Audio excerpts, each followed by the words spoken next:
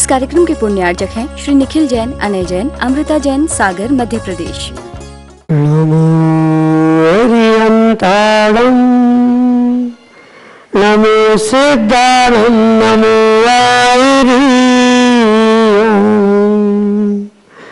नमो आज्यायनं, नमो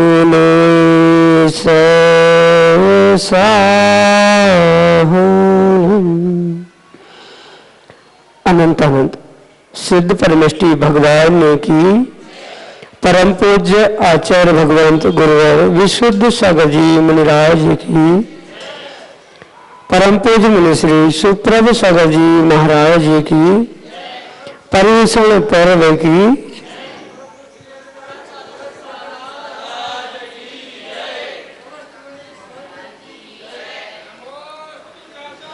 ज्ञान वही जो झुकना सिखाए, ज्ञान नहीं तो झुकना संभव नहीं, और जहाँ पर मृदुता नहीं वहाँ पर ज्ञान की प्राप्ति नहीं, और मृदुता वहीं संभव है जहाँ सम्यक ज्ञान की प्राप्ति है। और उस सम्यक ज्ञान की प्राप्ति का एकमात्र उपाय वह समीचीन विकल्पों का सम्यक समाधान, जो कि हम सभी प्रतिदिन परम पूज्य मुनि श्री सुप्रभ सागर जी महाराज के मुखारविंद से प्राप्त कर रहे हैं। परम पूज्य आचार्य भगवंत गुरुवर विशुद्ध सागर जी महाराज का मंगल शुभाशीष और परम पूज्य मुनि श्री सुप्रभ सागर जी महाराज की महती अनुकंपा, जो हमें सम्यक ज्ञान की ओर ले जा रही है। प्रारंभ करते हैं आज का वह सम्यक समाधान। और आज का पहला विकल्प सारंगपुर मध्य प्रदेश से डॉक्टर अंकित जैन, श्रीमती शिल्पी नंदनी परम पूज्य मुनिश्री के चरणों में कोटि कोटि नमोस्तु निवेदित करते हुए अपना समीचीन विकल्प रख रहे हैं कि गुरुदेव, गुण स्थान की अपेक्षा से चतुर्थ गुण स्थानवर्ती के भी तीर्थंकर प्रकृति का बंध हो सकता है। अस्तु, दर्शन विशुद्धि भावना का चारित्र से क्या संबंध है? हमारे समीचीन विकल्प का सम्यक समाधान करने की अनुकंपा करें। नमोस्तु भगवान, नमोस्तु। ओम नमः सिद्धम। परम पूज्य आचार्य भगवान गुरुवर विशुद्ध सागर जी महाराज की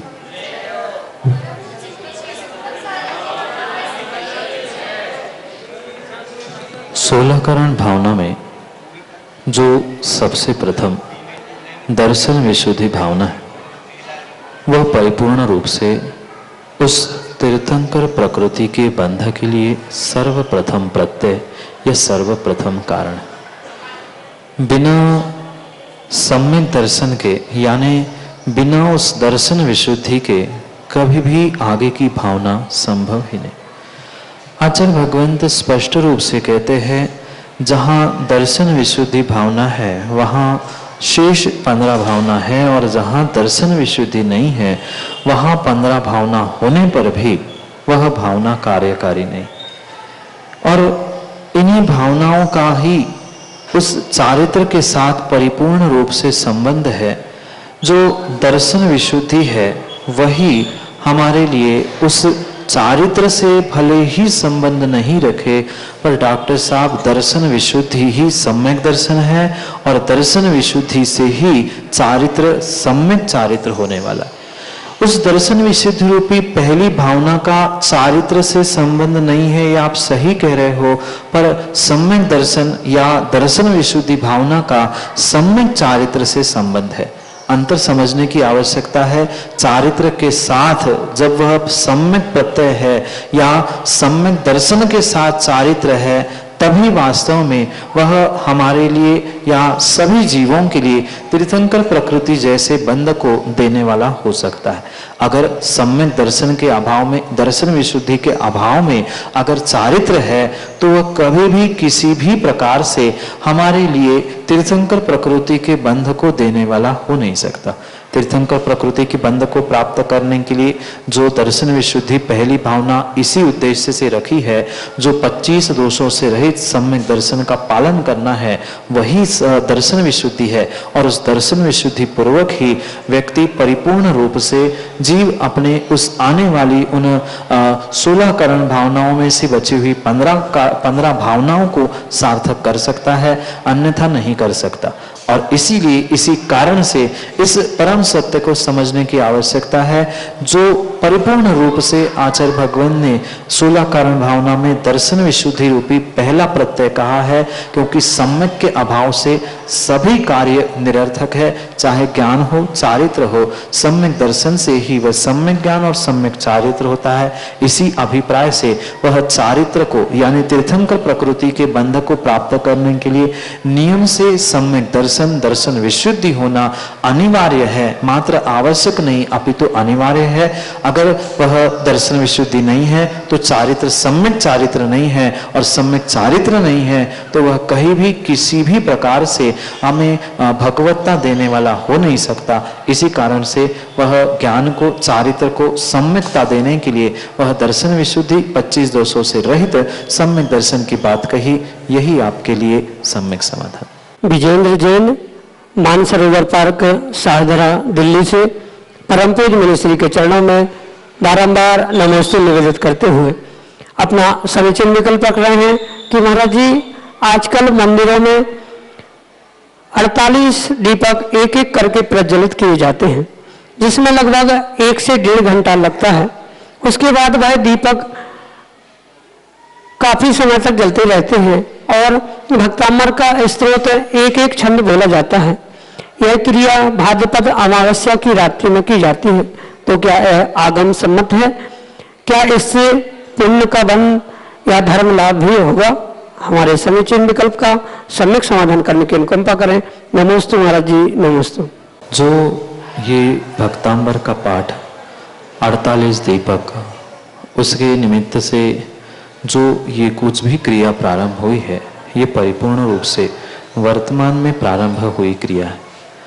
ये आचार्य भगवंत के किसी भी ग्रंथ में आपको इसका प्रमाण नहीं मिलेगा कि 48 दीपक लगा के फिर भक्तांबर का पाठ किया जाए, या ऐसा कोई भी प्रमाण है ही नहीं है कि दीपक जलाकर ही वह 48 काव्य पढ़े जाए, उसको भक्तांबर का रूप दिया जाए। ये वर्तमान में बनाई गई व्यवस्था और मात्र कुछ प्रकार से, किसी अन्य प्रकार से जीवों को धर्म से, भगवान की भक्ति से जोड़ने का अभिप्राय होने से ये वर्तमान में प्रारंभ हुई व्यवस्था, वर्तमान में प्रारंभ की गई क्रियाएं है, उसका आगम से कोई भी संदर्भ प्राप्त नहीं होता।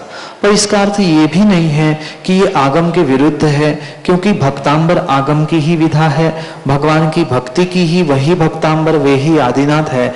मात्र अंतर इतना है कि यहाँ पर उस भक्तांबर पढ़ने का या भक्तांबर के पाठ का भिन्न प्रकार से प्रादुर्भाव हुआ है, जो कि मात्र वर्तमान में उन धर्मात्मा जीवों को उस कार्यों से जोड़ने का अभिप्राय होने से किया है।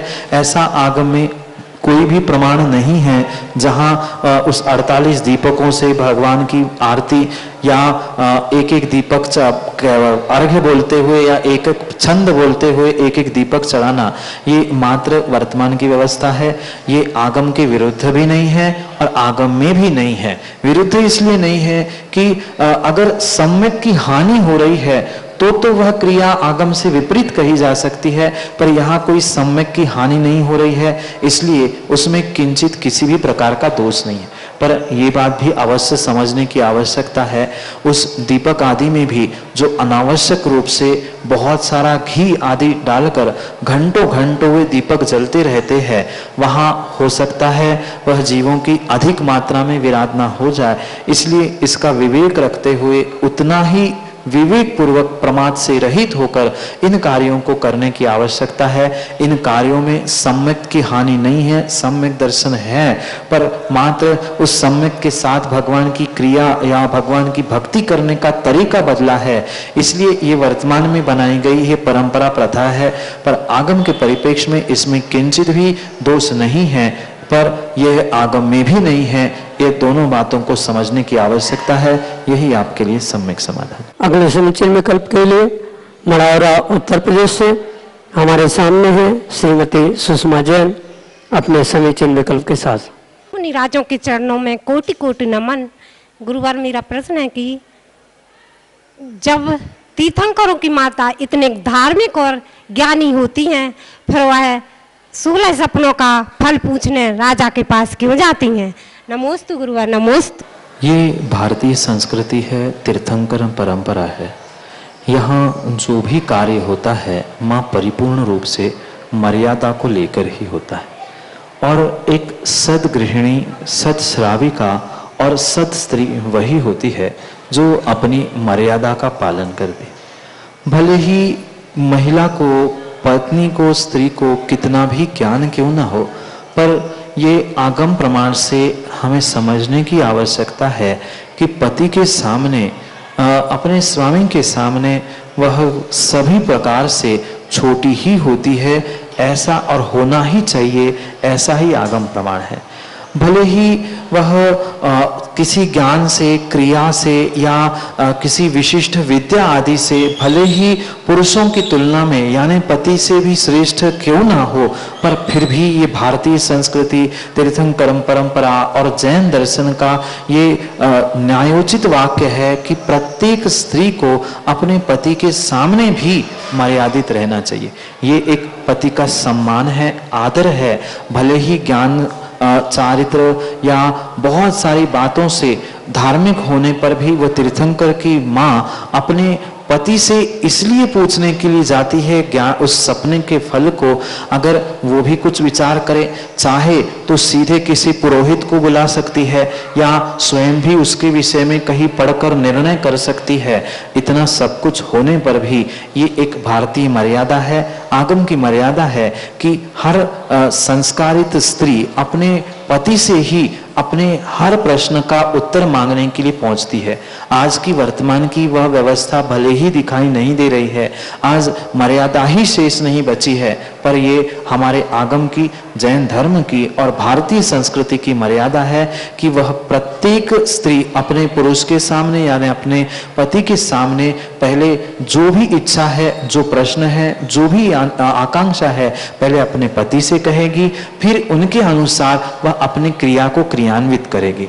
ज्ञान हो, चारित्र हो, क्रिया से श्रेष्ठ हो, किसी अन्य विद्या से भी क्यों ना श्रेष्ठ हो, पर पति की मर्यादा का ध्यान रखते हुए पहले पति को सम्मान, उनका आदर, इन भावों से वह तीर्थंकर की माँ उस स्वप्नों का फल पूछने के लिए अपने पति के पास पहुंचती है और उससे ही उसके फल के बारे में सुनकर, सोचकर और फिर निर्णय करती है। ये भारतीय परंपरा है, स्त्री की मर्यादा है और आगम की भी मर्यादा है। इसलिए ऐसी बात उस तीर्थंकर माँ के साथ घटित हुई। वह प्रश्नों को, स्वप्नों के फलों को अपने पति के पास या उस तीर्थंकर के पिता के पास पहुंचकर ही पूछती है।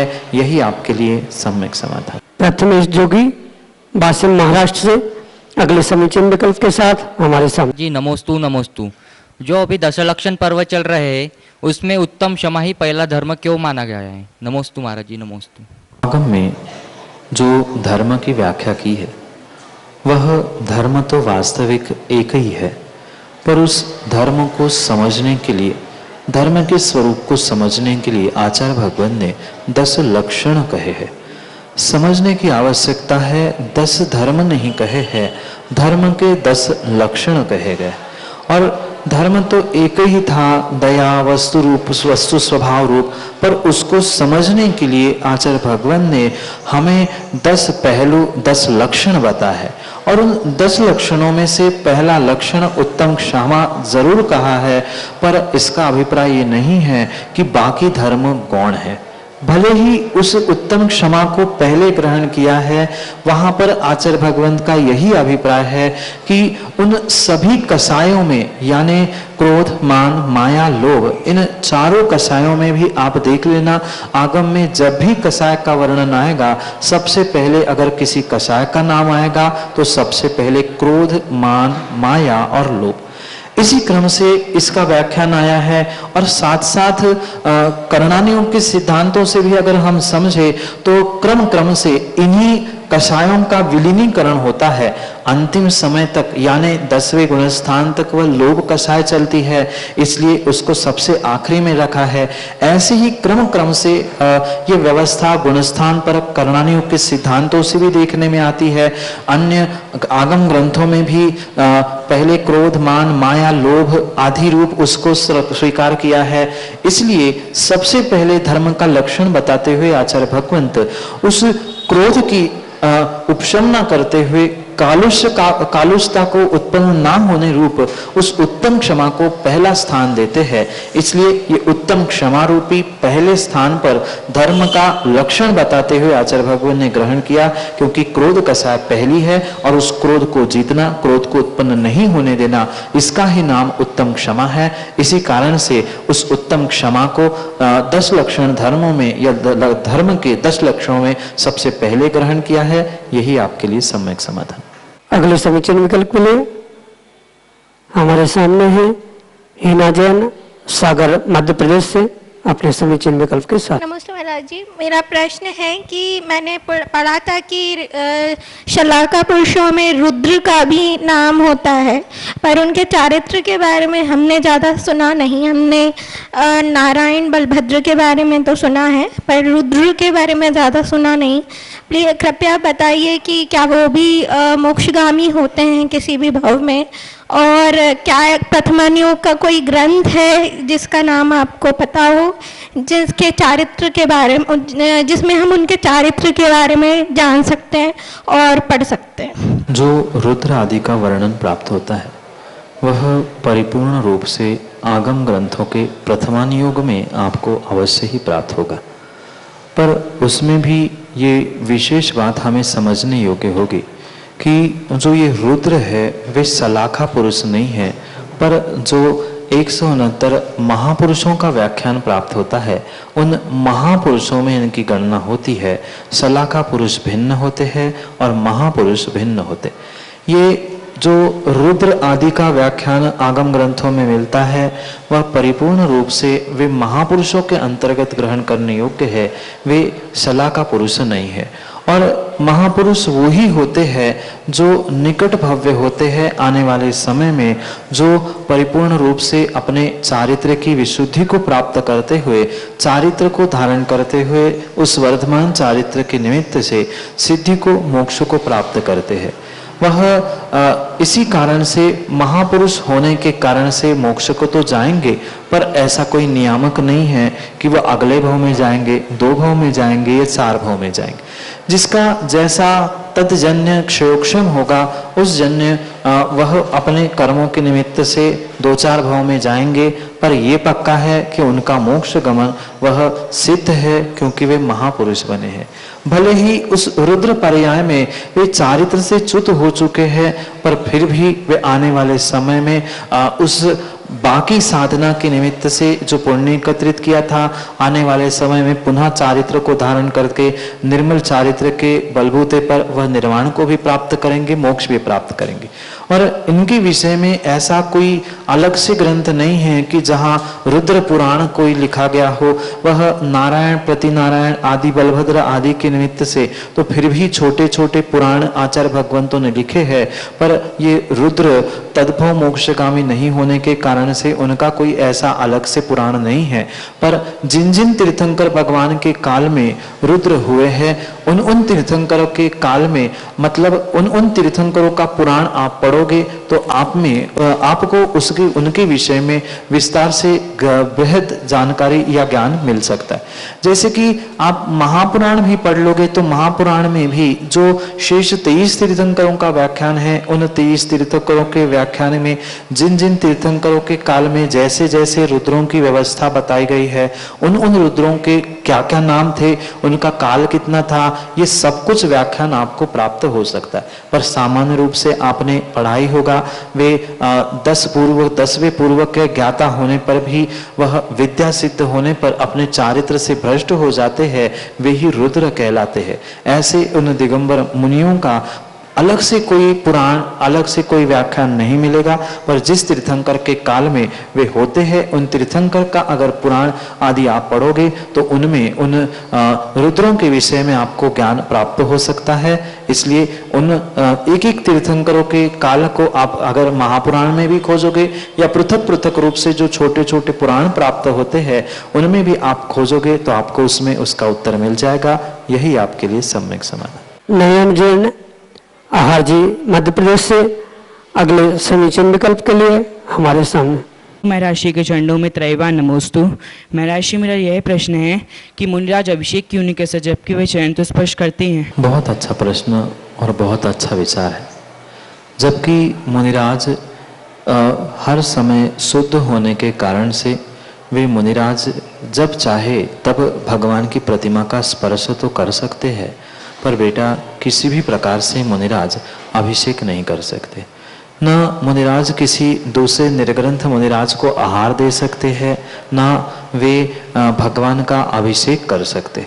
इसके पीछे कारण एकमात्र है जो स्पष्ट रूप से आगम ग्रंथों में आचार्य भगवंत कहते हैं कि अभिषेक करने का और मुनिराजों को आहार देने का पात्र जो होता है उसे नियम से 2 वस्त्र पहनने की आवश्यकता है। सीधी सी बात इतनी है, जो 2 वस्त्रधारी होता है, जिसने 2 वस्त्र पहने हैं, वो ही मुनिराजों को आहार और अर्हंत प्रतिमा का अभिषेक आदि कर सकता है, अन्य कोई भी नहीं। माना कि किसी ने एक ही धोती पहनी है मात्र या दुपट्टा ही लपेटा हुआ है, तो वह भी कभी भी मुनिराज को आहार या भगवान का अभिषेक नहीं कर सकता। जब ये नियामक बनाया है कि 2 वस्त्रधारी ही, और वो भी अखंड रूप से जो 2 वस्त्र पहनता है, वो ही परिपूर्ण रूप से भगवान का अभिषेक करने का पात्र है। फिर निर्ग्रंथ मुनिराज के पास तो एक भी वस्त्र नहीं है, इस कारण से वे वस्त्रधारी नहीं होने से, 2 वस्त्र उनके पास नहीं होने के कारण से वे अभिषेक नहीं करते। साथ साथ ये भी बात समझने योग्य है, जो अन्य पंचकल्याणक आदि के निमित्त से क्रियाएं होती है वह संस्कार है, ना कि प्रतिमा का अभिषेक है। संस्कार तो मुनिराज ही करेंगे। दीक्षा के समय भी आपने देखा होगा आचार्य भगवंत किसी दीक्षार्थी के मस्तक पर वह गंधोदक आदि डालते हैं, संस्कार आदि करते हैं। तो इन संस्कारों की तो उनको करने की छूट है, पर उनको भगवान का अभिषेक करने की, आहार दान आदि करने की कहीं भी आगम में आज्ञा प्रदान नहीं की गई है। मुख्य रूप से उन्होंने 2 वस्त्रों का या सभी वस्त्रों का त्याग किया होने से, 2 वस्त्रधारी नहीं होने के कारण से वे अभिषेक नहीं कर सकते और साथ साथ आहार दान भी नहीं दे सकते। इसी कारण से मुनिराज भले ही चरण स्पर्श करे पर वे अभिषेक नहीं करते। अगर अभिषेक करने की छूट भी मिल जाए तो ये दूसरी बात भी साथ साथ हमें समझने योग्य होगी कि अभिषेक करने के लिए पानी छानना, प्रासुक करना, बर्तन आदि इकट्ठा करना आदि बहुत सारे सावध देखो मुनिराजों को करना पड़ेगा। और इसी कारण से उनको इन कार्यों से विमुख करते हुए आचार्य भगवान ने स्पष्ट रूप से कहा है कि मुनिराज कभी भी किसी भी प्रकार से निर्ग्रंथ को दान नहीं दे सकते, यानी एक महाराज दूसरे महाराज का आहार नहीं दे सकते। आहार कराने जा सकते, शोधन कर सकते हैं, पर आहार दे नहीं सकते। ऐसे ही वे कभी भी भगवान का कलश लेके अभिषेक नहीं कर सकते। संस्कार आदि करते समय वे सब क्रियाएं करेंगे, पर अभिषेक करने की उनको छूट नहीं है। कारण मुख्य रूप से पहला जो आपने को कहा 2 वस्त्र होना नियामक है, पुनः उसके बाद मुनिराज अभिषेक करेंगे तो सावत्य आरंभ सारंभ को प्राप्त हो गए। इस कारणों से आचार्य भगवान ने मुनिराज को अभिषेक करने के लिए निषेध किया है। यही आपके लिए सम्यक समाधान। जय जिन बंधु, समीचीन विकल्पों का सम्यक समाधान इस बहुचर्चित कार्यक्रम आप राज टीवी के माध्यम से देख रहे थे। यह कार्यक्रम प्रतिदिन यूट्यूब चैनल सुप्रभ वॉच के माध्यम से 5:13 से प्रसारित होता है। आप उसके माध्यम से भी लाभ ले सकते हैं। देश विदेश में यह कार्यक्रम अपने मन में उठने वाले विकल्पों को शांत करने के कारण बहुचर्चित हुआ है। अगर आप अपने मन में उठने वाले विकल्पों को हम तक पहुंचाना चाहते हो और आप उसका समाधान चाहते हो तो आप हमसे व्हाट्सएप नंबर 8707548811 पर अपने सम्यक समाधान, अपना विकल्प हम तक पहुंचाएं, हम उसका सम्यक समाधान आप तक प्रेषित करेंगे। फेसबुक के माध्यम से भी सम्यक समाधान का प्रसारण होता है, आप उसके माध्यम से भी उसका लाभ ले सकते हैं। आज के लिए इतना ही। शेष और प्रश्नों के साथ हमसे जुड़ते रहे और हम आपको ऐसे समाधान देते रहेंगे। देखते रहिए पारस टीवी चैनल एवं सुप्रभ वॉच यूट्यूब चैनल। जय जन बंधुओं। इस कार्यक्रम के पुण्यार्चक हैं श्री निखिल जैन, अनय जैन, अमृता जैन, सागर, मध्य प्रदेश।